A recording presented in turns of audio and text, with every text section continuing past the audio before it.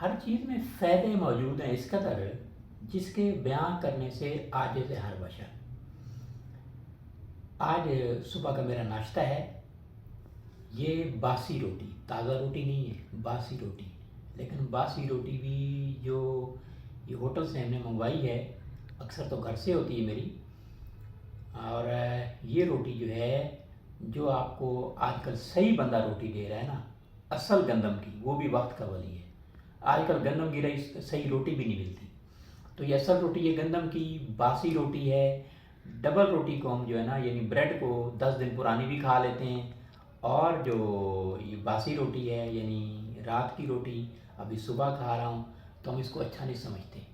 लेकिन ये दिमाग के लिए बहुत कमाल की चीज़ है। ऐसे लोग जो वकील हैं, प्रोफेसर्स हैं, डॉक्टर्स हैं, जिनका याददाश्त का काम है, साफ़ी हैं, या स्कूल और कॉलेज यूनिवर्सिटी में पढ़ते हैं, उनके लिए बेहतरीन चीज़ है। रात की बासी रोटी खाएं, ऊपर घी लगा कर खाएं या मक्खन लगा कर खाएं।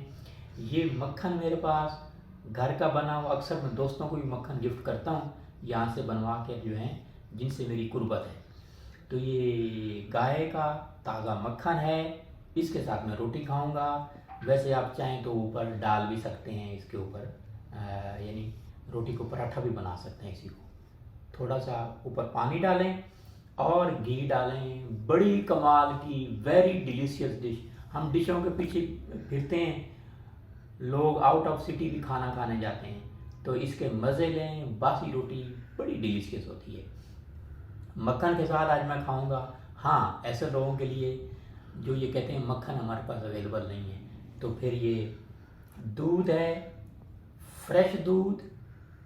और फ्रेश दूध में बाज़ लोग कहते हैं कि फ्रेश दूध में जो है वो हमें पचता नहीं है, ये गैस करती है।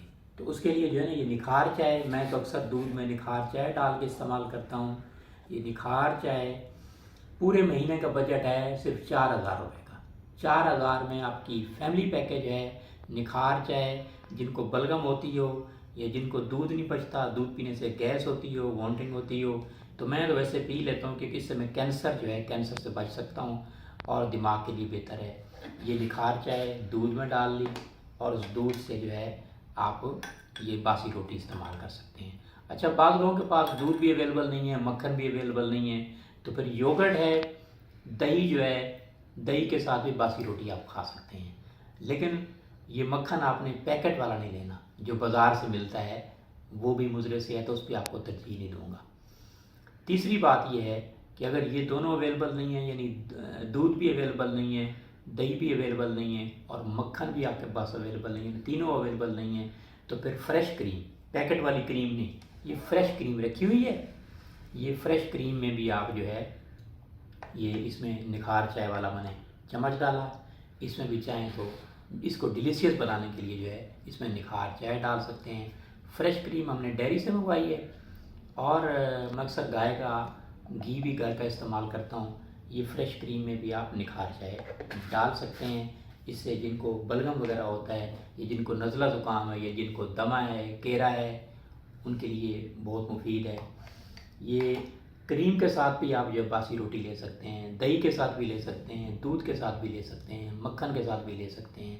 ये बासी रोटी इस्तेमाल करने से जो है आपकी दिमागी और असाबी ताकत के लिए, मैदा के लिए भी ठीक है। ऐसे लोग जिनको मैदे के मसाइल हैं या जिगर के मसाइल हैं, सादा ज़िंदगी और पकीज़ा लिबास इज़्ज़त और उम्र बढ़ाने की दवा है। स्टेटस कोई नहीं है, स्टेटस आपकी सेहत है। आप सेहतमंद हैं तो सबसे बड़ा स्टेटस आपकी सेहत है।